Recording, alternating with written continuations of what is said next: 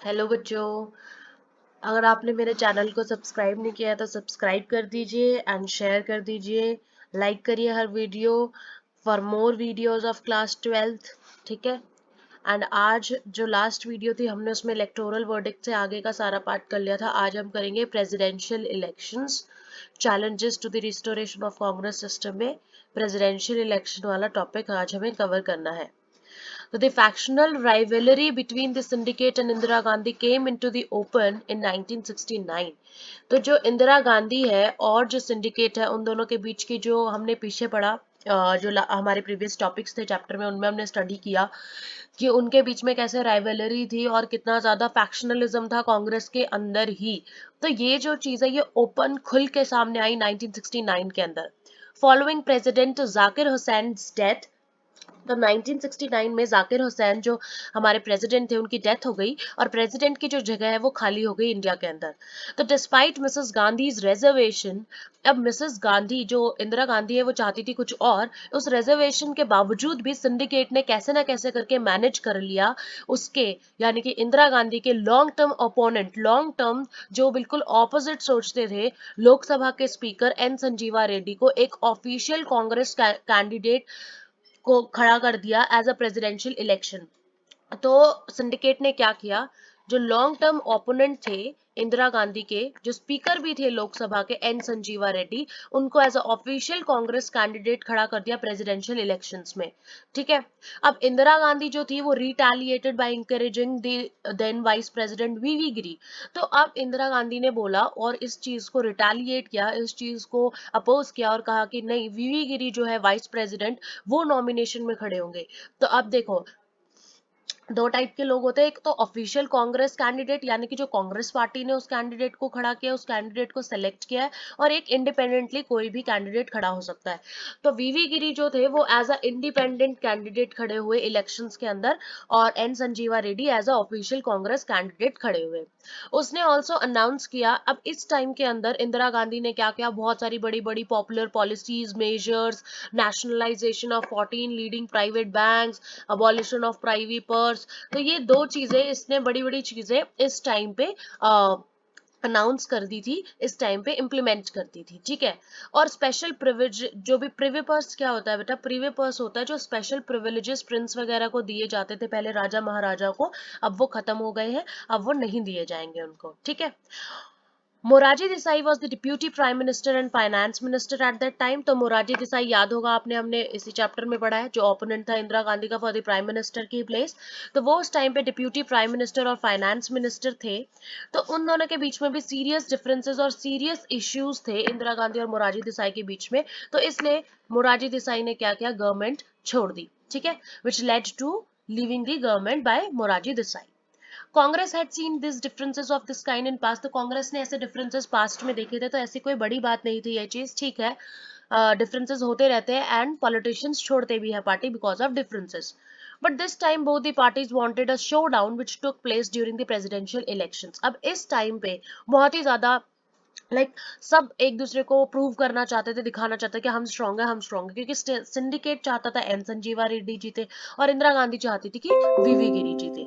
उसके बाद the then Congress President N. Sanjingalappa issued a whip. So S.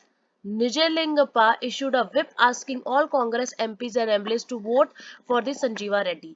तो अब इसने क्या किया, जो उस टाइम पे जो कांग्रेस प्रेसिडेंट थे इंदिरा गांधी के टाइम पे, इन्होंने एक विप इशू किया और उसमें ये बोला सभी कोई एमपीज और एमएलएस को कि आप ना संजीवा रेड्डी को वोट करना। ठीक है। जो ऑफिशियल कैंडिडेट है पार्टी का उसी को ही वोट करना। बट जो इंदिरा गांधी के सपोर्टर थे उन्होंने रिक्वेश्चन की ये चीज, दे रिक्वेश्चनड अ स्पेशल मीटिंग, उन्होंने दोबारा एक रिक्वेश्चन की ये चीज और एक दोबारा स्पेशल मीटिंग करी जिसमें सब लोग साइलेंटली सपोर्ट कर रहे थे वीवी गिरी को। After silently supporting V V Giri, तो इंदिरा गांधी भी साइलेंटली सपोर्ट कर रही थी वीवी गिरी को, बट उन्होंने सबके सामने जाके ओपनली क्या कहा कि आप कंसाइज वोट करिए, जिसको जिसको जो वोट करना है वो करिए, आप अपनी मन मर्जी से वोट करिए, किसी के दबाव में आके वोट मत करिए। But silently she was supporting V V Giri. And last में ultimately, the elections ultimately resulted in the victory of VV Giri, the independent candidate, and the defeat of Sanjeeva Reddy, the official Congress candidate. तो अब ultimately इसका क्या result रहा कि जो independent candidate था वीवी गिरी वो जीत गया और जो ऑफिशियल कांग्रेस कैंडिडेट थे संजीवा रेड्डी, वो हार गए। अब जो ये डिफीट थी, the defeat of the official Congress candidate formalize the split of the party. अब ये देख रहे हो, जो एक कांग्रेस का ऑफिशियल कैंडिडेट था वो हार गया, उसकी वजह से ही कांग्रेस पार्टी में स्प्लिट आ गया। ठीक है, the Congress president expelled the prime minister, तो उस टाइम पे जो निजलिंगप्पा थे उन्होंने एक्सपेल कर दिया प्राइम मिनिस्टर को पार्टी से। ठीक है, और अपनी पार्टी को नाम दिया real Congress. By November 1969, Congress group led by this syndicate came to be referred as Congress Organization. तो दो कांग्रेस बन गई, Congress O and Congress R. Congress O में तो थे सिंडिकेट्स एंड कांग्रेस आर थी इंदिरा गांधी की कांग्रेस रिक्वेशनिस्ट्स। ठीक है, एंड इसको ओल्ड कांग्रेस भी बोलते थे, इसको न्यू कांग्रेस भी बोलते थे, इसको रियल कांग्रेस भी बोलते थे। ठीक है, तो ये सारे नाम दिए गए सिंडिकेट के द्वारा। These two parties were also described as All Congress and New Congress. Indira Gandhi projected the split as an ideological divide between the socialists and conservatives, between pro-poor and pro-rich. तब इंदिरा गांधी को जवाब देना था सबको कि कांग्रेस ने क्यों स्प्लिट किया, तो इंदिरा गांधी ने इसको बहुत ही अच्छा जवाब दिया कि ये एक आइडियोलॉजिकल डिवाइड है, हमारा आइडियोलॉजी का डिवाइड है, हमारी सोच नहीं मिलती इसलिए हमारा डिवीजन हुआ है। And it is also like division between socialist and conservatives, pro poor and pro rich. ठीक है, तो आइडियोलॉजी के बेसिस पे हमारा स्प्लिट हुआ है, हमने आइडियोलॉजी के बेसिस पे डिवाइड किया हमारी पार्टी। अब आता है हमारा 1971 elections and restoration of Congress. अभी हमने देखा कि कांग्रेस जो थी जैसे तैसे करके उसने लोकसभा के इलेक्शंस में सेंट्रल इलेक्शंस जो सेंटर है उसमें अपनी जैसे तैसे करके सीट मैनेज करी थी अभी लेटेस्ट 4th जनरल इलेक्शन में, बट स्टेट्स में वो हार गया था। अब देखते हैं कि कैसे रेस्टोरेशन करती है कांग्रेस अपनी पावर का। The split in Congress reduced Indira Gandhi government to a minority. तो अब जो स्प्लिट हुआ उसके बाद इंदिरा गांधी और भी ज्यादा माइनॉरिटी में आ गई थी। ठीक है, Yet her, yet her government continued in office with the issue-based support of a few other parties. फिर भी उनका ऑफिस चलता रहा, ऐसा नहीं कि काम बंद हो गया था, काम चल रहा था, सब कुछ सही चल रहा था, बट कुछ पार्टीज ने और सपोर्ट करना स्टार्ट कर दिया, जैसे कि communist party of India and DMK जो अभी हमने पढ़ा था, जो रीजनल पार्टी तमिलनाडु में जीती थी। During this period, the government made conscious attempts to project its socialist credentials. अब इस टाइम पे गवर्नमेंट ने पूरी कोशिश की वो अपने सोसाइटी के क्रेडेंशियल्स, सोसाइटी के फेवर में काम करती है, ये सब दिखाने की पूरी कोशिश की गवर्नमेंट ने। बहुत सारे अटेम्प्ट्स भी किए, बहुत सारे प्रोजेक्ट्स भी इन्होंने किए इस टाइम पे। This was also a phase when Indira Gandhi vigorously campaigned for implementing the existing land reform laws and undertook further land sealing legislation. यही फेज था जिस टाइम पे इंदिरा गांधी ने सबसे ज्यादा कैंपेनिंग और इम्प्लीमेंटेशन किया किस चीज का, land reform laws and land ceiling legislation का। सीलिंग का मतलब नहीं पता तो मैं बता देती हूँ, बार लगा देना किसी चीज पे, कैप लगा देना, is known as land ceiling legislation and land reform laws. In order to end her dependence on other political parties, strengthen her party's position in the parliament and seek a popular mandate for her programme, Indira Gandhi's government recommend the dissolution of Lok Sabha in 1970। तो देखो 1971 में होने थे elections, but Lok Sabha को dissolution खारिज कर दिया 1970 में ही। अपनी पोजीशन अपनी पोजीशन बनाए रखने के लिए, अपनी पोजीशन बनाए रखने के लिए सेंटर लेवल पे इंदिरा गांधी ने एक साल पहले ही लोकसभा को डिसॉल्व कर दिया, खारिज कर दिया एक साल पहले ही, और लोकसभा के इलेक्शंस हुए जल्दी। ठीक है, तो this was another surprising and bold move. ये भी एक सरप्राइजिंग और बोल्ड मूव था इंदिरा गांधी का, पहली बार किसी प्राइम मिनिस्टर ने लोकसभा को डिसॉल्व कर दिया था। The 5th general election to Lok Sabha were held in February 1971। तो 5th जनरल इलेक्शन जो थे वो लोकसभा के, वो 1971 में हुए। ठीक है, 1971 में इनको करवाया गया इलेक्शन को कंटेक्स्ट। तो दी कंटेस्ट क्या था, अब उस टाइम पे कैसे क्या पार्टीज का चल रहा था, क्या कंटेस्ट था, क्या बैकग्राउंड था, वो देखते हैं लोकसभा इलेक्शंस 1971 का। The electoral contest appear to be the loaded against Congress are after all the new Congress was just one faction of an already weak party. तो सबको लग रहा था कि कांग्रेस आर बहुत ही ज्यादा वीक पार्टी है, क्योंकि इनके पास सिंडिकेट ही नहीं, इनके पास पावरफुल और जाने माने लीडर्स ही नहीं है। ठीक है, अच्छी हाईली स्किल्ड हाईली पॉलिटिशियंस है नहीं, तो वैसे ही सब लोग इस पार्टी को बहुत ही ज्यादा वीक मान रहे थे, कांग्रेस रिक्वेशनिस्ट्स को। एवरीवन बिलीव दैट, और सबको लग रहा था ये तो ऐसे नकली कांग्रेस है, असली कांग्रेस तो कांग्रेस ऑर्गेनाइजेशन है। Everyone believe that real Congress organizational strength of the Congress party was under command of Congress organization. To make matters worse for Indira Gandhi, all the major non-communist, non-Congress opposition parties formed an electoral alliance known as Grand Alliance. तो इस बार पिछली बार तो छोटे छोटे alliance बने थे, छोटे छोटे कोalitions बने थे, इस बार ग्रैंड अलायंस बना था। इस बार सारी non communist, non Congress, opposition parties ने मिलके एक इलेक्टोरल अलायंस बनाया था जिसको कहते हैं ग्रैंड अलायंस। इसमें बेटा एसएसपी, पीएसपी, भारतीय जनसंघ, स्वतंत्र पार्टी, भारतीय क्रांति दल, ये सब एक साथ आ गए थे कम्युनिस्ट पार्टी ऑफ इंडिया के अंडर के, उनके अम्ब्रेला के अंडर आ गए थे। ठीक है, सब ने एक ग्रैंड अलायंस बनाया था। Yet the new Congress had something that is big opponents lack. But अब जो कांग्रेस रिक्वेस्शनिस्ट है और जो नॉन कांग्रेस पार्टीज हैं, जो अलायंस है, जो ग्रैंड अलायंस है, उनमें डिफरेंस क्या था?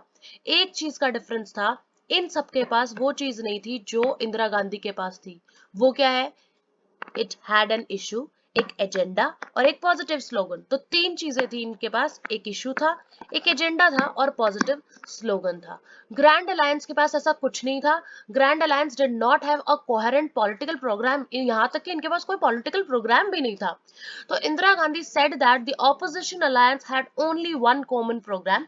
और इंदिरा गांधी को भी पता था, सभी को ही पता था कि इनके पास सिर्फ एक ही चीज है, इनको पब्लिक के लिए काम नहीं करना, ना इनके पास कोई पॉलिटिकल प्रोग्राम है, बट इनके पास सिर्फ एक ही एजेंडा है, वो है इंदिरा हटाओ। इंदिरा को हटाओ कांग्रेस से और इंदिरा को हटाओ प्राइम मिनिस्टरशिप से। ठीक है, तो ये एक एजेंडा था इनके पास, बट इनके पास क्या था? Issue, agenda and positive slogan. ठीक है, in contrast to this she put forward a positive programme captured in the famous slogan गरीबी हटाओ। और इसी टाइम पे ये जो गरीबी हटाओ फेमस स्लोगन आया था, इंदिरा ने ये फेमस स्लोगन पॉजिटिविटी फैलाने के लिए स्टार्ट किया, गरीबी हटाओ। She focused on the growth of the public sector, और उन्होंने उस टाइम पे पब्लिक सेक्टर की ग्रोथ पे फोकस किया।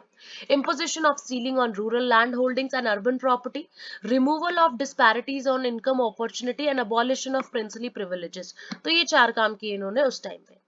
Through Garibi Hatao, Indira Gandhi tried to generate a support base among the disadvantaged, especially among the landless laborers, Dalits, Adivasis, minorities, women, unemployment youth। तो ये गरीबी हटाओ जो था ना, ये एक स्लोगन इतना वाइड एरिया कवर कर रहा था, इतने सारे वोट्स कवर कर रहा था। ठीक है, तो इस वोट बैंक बनाने के लिए, वोट बेस बनाने के लिए इंदिरा गांधी ने गरीबी हटाओ का स्लोगन स्टार्ट किया। The slogan of गरीबी हटाओ and programs that followed it were part of Indira Gandhi's political strategy। and ये जो गरीबी हटाओ स्लोगन है और ये जो सब कुछ था, ये इंदिरा गांधी की पॉलिटिकल स्ट्रैटेजी का एक पार्ट था जो उनको बिल्ड कर सकता था इंडिपेंडेंटली नेशन वाइड, एक उनके लिए इंडिपेंडेंट पॉलिटिकल सपोर्ट बेस। ठीक है, ये उनकी पॉलिटिकल स्ट्रैटेजी का एक हिस्सा था। तो what was the outcome and what happened after? So the results of Lok Sabha elections of 1971 were as dramatic as the decision to hold these elections। तो elections तो थे dramatic, बल्कि इनके decision भी और ज्यादा dramatic थे। The Congress RCPI alliance won more seats and votes than the Congress had ever won in the first 4 elections। तो आपको इंदिरा गांधी ने इतना अच्छा काम किया, मतलब टैलेंट ही मान सकते हैं एक तरीके से, कि वीक पार्टी होने के बाद, माइनॉरिटी पार्टी होने के बाद भी उन्होंने, कांग्रेस रिक्वेशनिस्ट ने सीपीआई के साथ मिलके सबसे ज्यादा सीट्स और वोट्स जीते, जो वो आज तक 4 इलेक्शंस में भी नहीं जीत पाए थे। The combine won 375 seats in Lok Sabha and secured 48.4%। 375 seats and 48.4% votes। इतने वोट्स तो 4 जनरल इलेक्शंस में भी नहीं जीत पाए थे। इंदिरा गांधी के अंडर में इतने वोट्स मिले कांग्रेस को। इंदिरा गांधी कांग्रेस won 352 सीट्स, और अकेले सिर्फ इंदिरा गांधी की कांग्रेस ने 352 सीट्स जीती विद 44% ऑफ वोट्स। ठीक है, एंड इन कॉन्ट्रास्ट, जहां पे जो लोग बोल रहे थे कांग्रेस ऑर्गेनाइजेशन असली है, कांग्रेस ऑर्गेनाइजेशन के बिना कुछ नहीं है, रिक्वेस्शनिस्ट, उनका देखो क्या हाल होता है। The party with so many stalwarts, इतने बड़े बड़े ये जो अपने आप को पॉलिटिशियंस मान रहे थे, could get less than 1/4 of the votes. एक चौथाई वोट से इनको कम मिले by Indira Gandhi party, and win merely 16 seats, सिर्फ 16 सीट्स मिली है इनको, एंड 1/4 से कम वोट। With this, the Congress party led by Indira Gandhi established its claim to be being the real Congress। और इसके बाद पता चल गया सभी को कि which is the real Congress and कौन dominant position पे and how to restore a Congress position। तो जो ग्रैंड अलायंस थी ना, जो ग्रैंड अलायंस बनी थी कि इंदिरा को हटाएंगे, उनके पास भी लेस देन 40 सीट्स आई। तो it was a grand failure. तो जितनी वो ग्रैंड अलायंस बनाए थे, उतना ही उनका ग्रैंड फेलियर हो गया इस चीज से। तो Indira Gandhi proved that which is the real Congress and which is the Congress, old Congress, which is the false Congress. ठीक है, अभी नेक्स्ट में हम करेंगे soon after the 1971 Lok Sabha elections के बारे में, ठीक है। एंड नेक्स्ट वीडियो में हम यहाँ से फर्दर कैरी ऑन करेंगे।